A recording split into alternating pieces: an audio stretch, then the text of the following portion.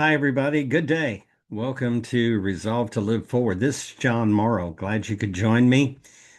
It's been a busy, busy time in the life of yours truly, and I continue to have hopes of doing some interesting and different kinds of podcast presentations. But for now, because of all of the busyness of life, for which I'm very thankful, I want to continue to talk to you today on this podcast about the aspects of our personal behaviors. It's, in a sense, something that allows us to have an opportunity to set some expectations during the course of the day. Setting goals covers a broad brush of things. Goals have many, many different styles. I apologize. Let me step back for a moment. For those of you who are now just seeing either the YouTube presentation of this podcast or you are listening online to the audio of this podcast for the first time on a podcast platform, thank you. I'm John Morrow. I am retired from the 9 to 5 job. I emerged into the world of podcasting actually back beginning in 2014 when a very, very good and continuous, dearly good friend of mine, dear friend, um, introduced me to podcasting and showed me that podcasting actually it can be quite simple. At least in the initial beginnings, you can do a podcast with just a handful of tools. Now, obviously, if you watch podcasts, and I do love to watch podcasts, particularly watch them on YouTube, because there are streamers out there, creators who are putting out incredible content. But for me, it was fun, but it was more of a hobby than anything else. I was talking about a number of things, but I really had not arrived at a place in my life where I felt I might be able to offer something that for a particularly specialized group of people, a particular demographic, a niche, if you want to call it that, I might be able to provide them something that would have meaningfulness in their life and help them, particularly also if they're an individual that knows of someone or someone's who are going through difficult times. And the difficult times in my particular situation have to do with um, the fallout and the continuing damage from grief, from grieving, from loss, the sorrow. But because of the experience that I went through, for those who know me, I began to move forward in my life with a power word that was a creation that occurred through a prompting from a dear friend back in 2017, and with the help of my late wife, we created this power word. We also created from the letters in the power word an acronym that represents behaviors, things that we should commit to do every single day of our lives, if at all possible, because they can not just help us to have structure and meaningfulness, but most importantly of all, we do them because we want it to benefit other people. The process has been hard to believe, actually. It's quite amazing what's been going on. My wife, Donna, who was my wife for almost 46 years and who I was desperately in love with for well over 46 years, died back on June 2nd, 2019. And I was confronted with something that I didn't want to imagine, but it became a reality in my life. And because I was surrounded by such supportive and great people, I was able to, with the help and encouragement of this wonderful group of friends and family, and just people that I love and they love me, I was able to write a book. It's not a bestseller, but it does tell the story of my power word, resolve, the 7 behaviors associated with resolve, which I'm going to be talking about as we pick up where we left off last week. But also, it put me in a position where I could talk to people about how to find a way to live forward. And I want you to understand in the context here And yes, this is a monologue, it's just me. When talking about living forward, what I am basically sharing with you is the premise that when you are broken, shattered, devastated, you're asking the question, what do I do now? And you're finding it hard to figure out, why should I just even try to continue when the most important thing in my life has been ripped away from me in a very horrible, traumatic way? There's permanent physical damage there in the emotional body as well as the physical body. And the scarring, although mostly emotional, it doesn't heal back to what it was before. You can't go back to the way things were before this event took place. And grief is perhaps the most cathartic and damaging of all because of what it does to you here and what it does to you here. And I decided with my podcast, based upon the framework of my book and the messaging that I want to share as a professional speaker and as a mindset coach, and as a communications and leadership coach with my background in Toastmasters and public speaking, I wanted to put together a podcast that would have something meaningful. And the podcast will always be in a state of evolution.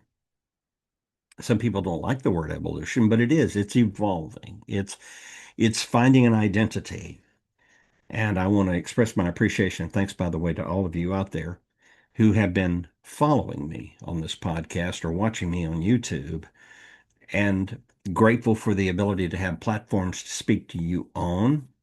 I use a hosting platform called Buzzsprout. I recommend it to anyone who wants to start doing podcasting on a very serious basis.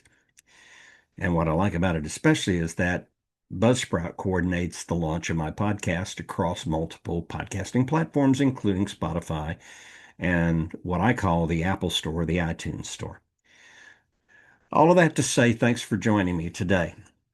In looking back last week, we were talking about the power word of resolve and the third letter, the letter S, in service. And I want to go back and I want to read to you the things that I put down here. I'm just going to look down at my piece of paper at this. Okay. In service, I give without keeping score. The personal best practices that are associated with this particular type of behavior are that, number one, I look daily for someone who needs encouragement, clarity, or kindness. Leave it at that for the moment. Number two, I serve from my level of experience, and it has nothing to do with my ego. Number three, I offer my skills as a way of helping, but I don't offer them from a position of superiority. Humility, a very important, I think, and often very missing behavioral trait. Number four, I understand that service keeps me grounded, relevant, and I can absolutely attest to the fact that it keeps you human, it keeps you real. And finally, living forward truth. The living forward truth in this process is serving is the fastest way out of being self-absorbed. There are people out there that are,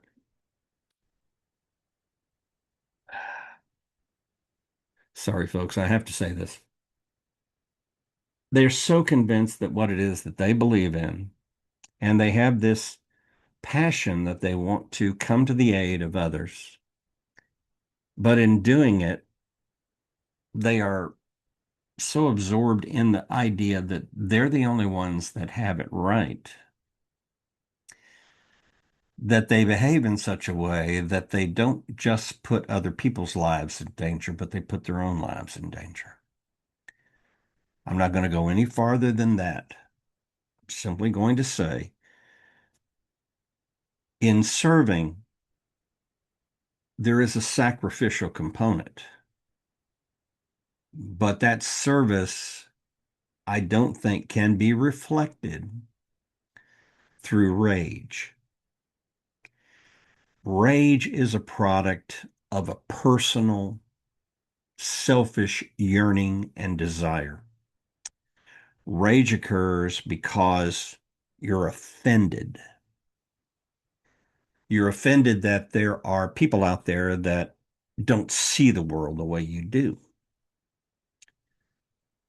And this makes you, sorry, it makes you impulsive. You wind up making decisions. And yes, there will always be a group of people out there that will be the collective that follow your particular mindset. You can find a group for just about every kind of belief system. But the truly great servants of this world have never thought about themselves when doing the service for people because they have subordinated their personal feelings to the degree that their focus is on what they can do to help those in need. History, and by the way, even history can be framed in such a way that it speaks in favor of something or against something. There's a phrase that was once said by a great historian that the victors write the history. That's true. They do.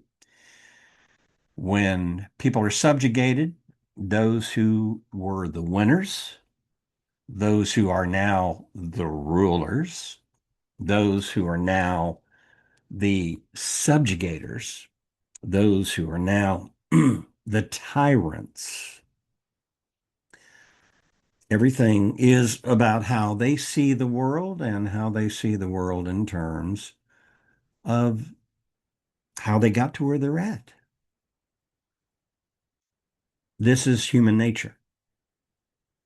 There will always be history that is reflective of those who commanded and took control.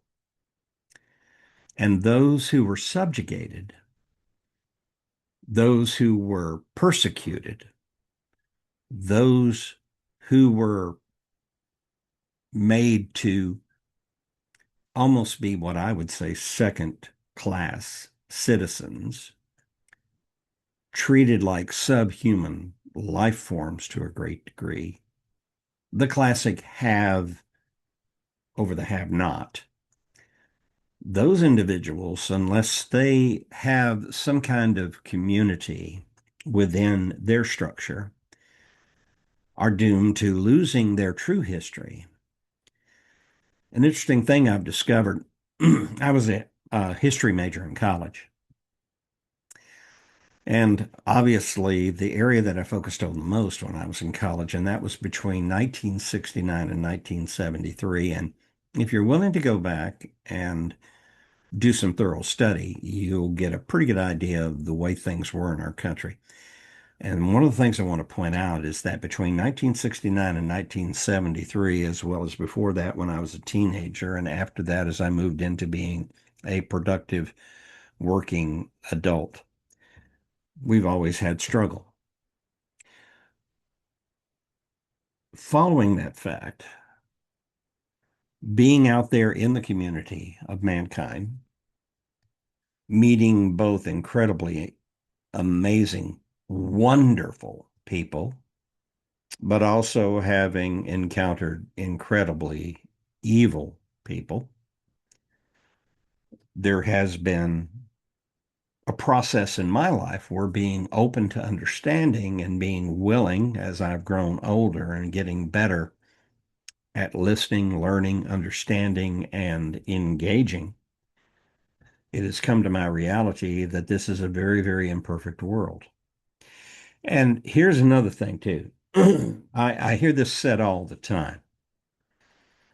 I've never seen the country more divided than it is today. And actually, That's a fairly accurate statement, but I do want to point out that one of the things that makes this much more obvious, evident, and painfully, painfully right there in our face is technology. There used to be a long process that it would take for news that could possibly impact a county, a state, or a nation, or the world. The process of getting that information in the eyes of the general public was a process that went out over days and weeks.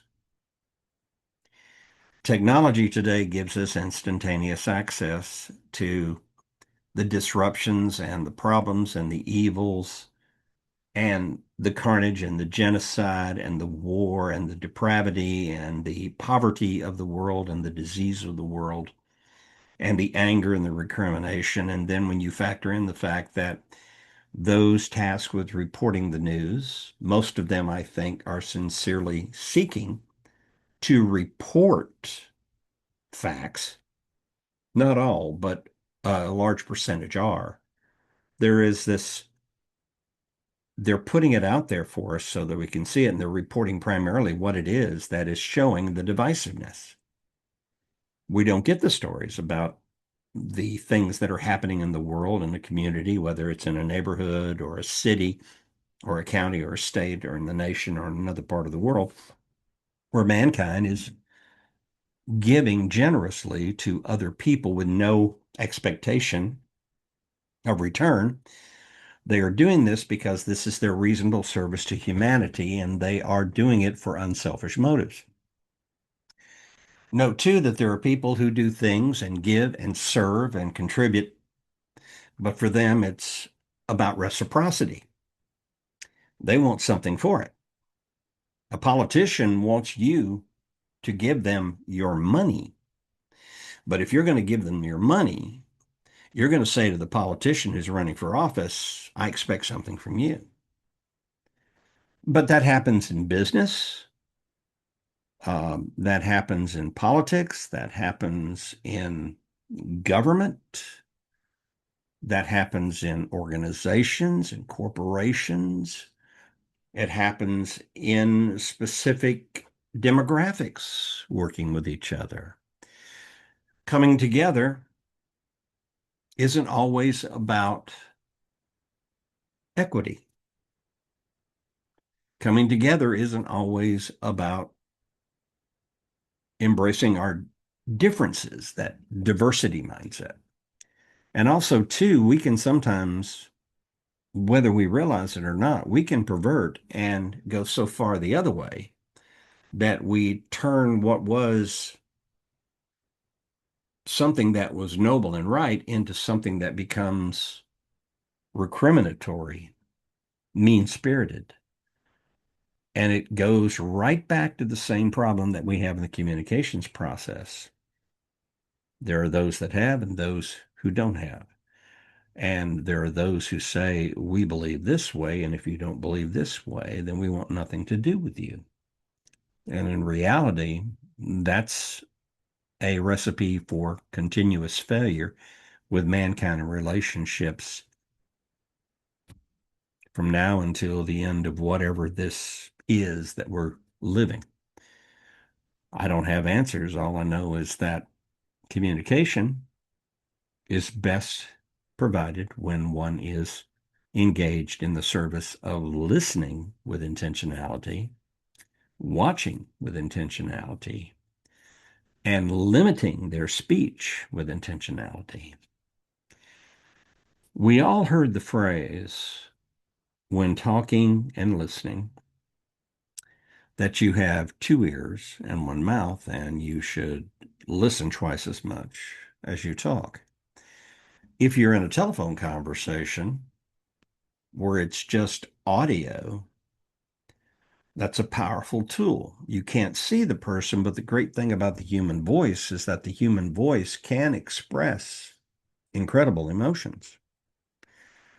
But when you're with people and you're willing to be in front of people and people are willing to have conversation with you and you're willing to have an agreement that we are here to learn and to understand, and that understanding is the most important objective, not coming to agreement on everything. Because when you try to come to agreement on things, somebody's going to want to be agreed with more than the other. There's always going to be this one-upmanship thing going on. I see it all the time. Sometimes you just have to step back, use your two eyes, use your two ears, shut your mouth, and as a service to the individual, listen intentionally. And listen so intentionally that you are working constantly to avoid framing questions in your mind as a response or as a callback or as a cross examination. The service minded individual is a seeker of understanding because if we understand where someone is coming from, we might possibly see a reason to lean and align more so with their thought process, provided we understand it fully. But to understand it fully, we have to ask follow-up questions.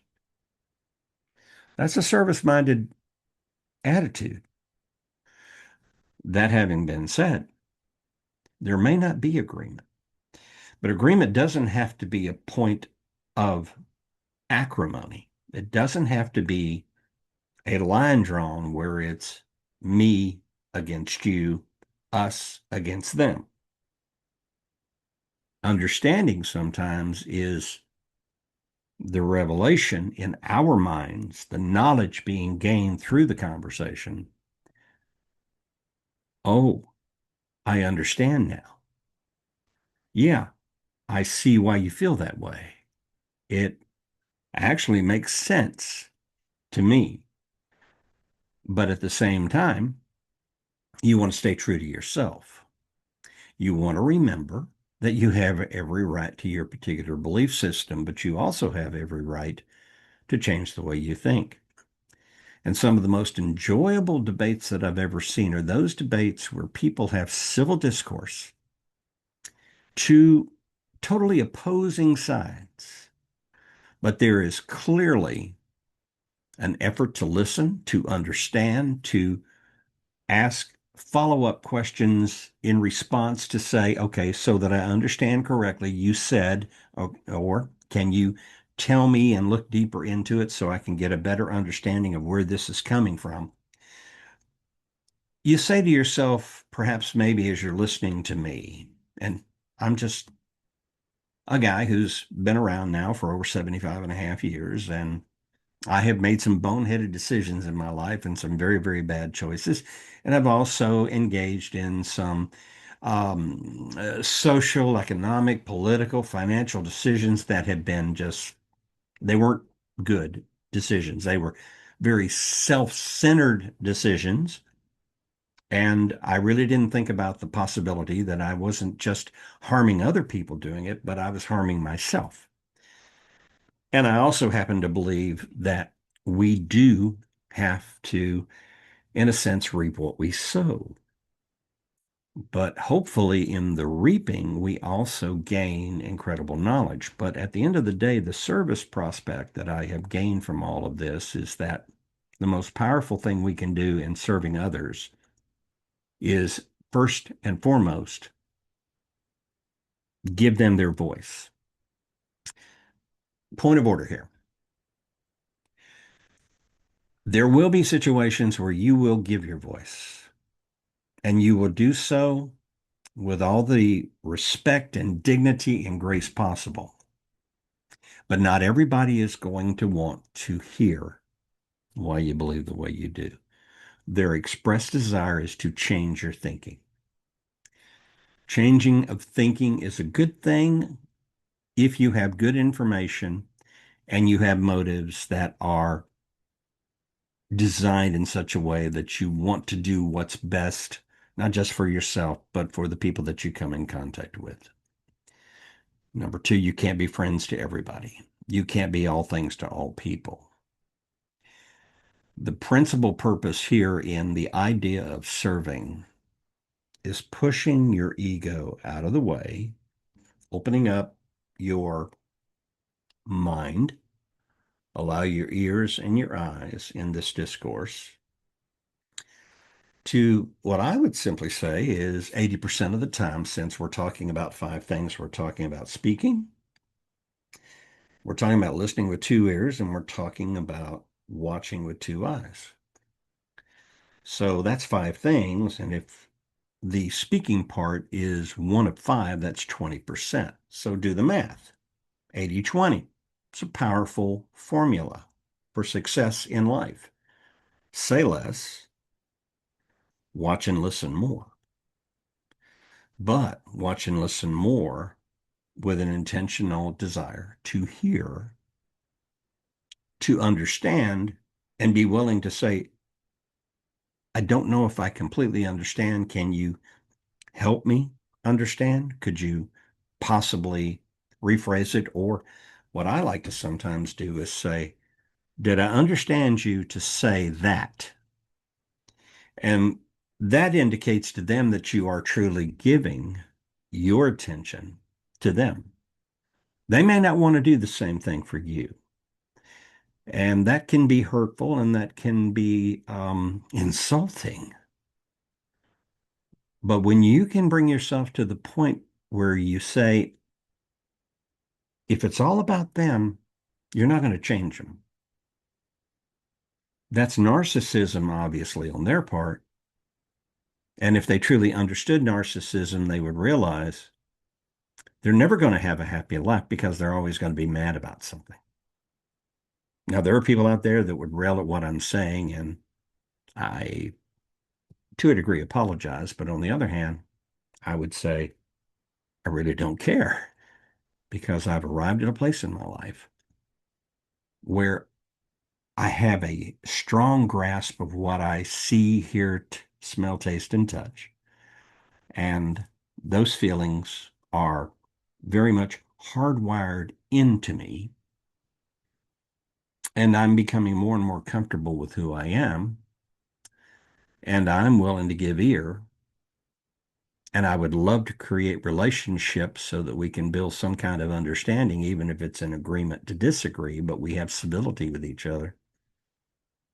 But at the end of the day, you can't please everybody. So that's when you learn the value of simply walking away. No further engagement is needed. You've given your best self. When you think at service in that particular capacity, you begin to understand that all of these behaviors that are contained in the letters RESOLVE and the resolve to live forward mindset are designed to create a human capacity for engagement with people and ideas and knowledge, all for the purposes of enhancing and growing your life, and at the same time knowing how to protect yourself from those things which could damage you.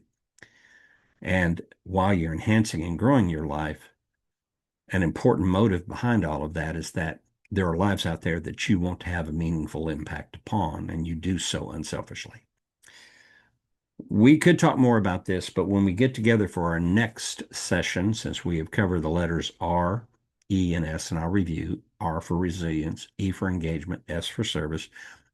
I'm going to talk about something that has been the bane of my existence for most of my life, and that's the letter O, the center anchor word, which in this particular case in resolve stands for organization. And organization is a personal thing in this particular case. So we'll talk about that in our next episode. Hope you're doing well. Remember that the program here that you're watching is furnished through the hosting site Buzzsprout. You may be watching it on Spotify, the iTunes Store, or other podcast platforms.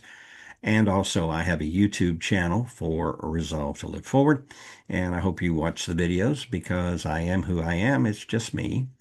And finally, let me also tell you that Resolve to Live Forward, you can reach me through the email address of johnmorrowcoaching@gmail.com. That's johnmorrowcoaching@gmail.com. It's been good to be with you this week. I look forward to seeing you again very, very soon. But until then, this is John Morrow saying thank you, and thank you again for being with me today and giving me your attentiveness and providing me with your feedback. And no matter what goes on in life, please always remember to resolve to live forward each and every single day of your life.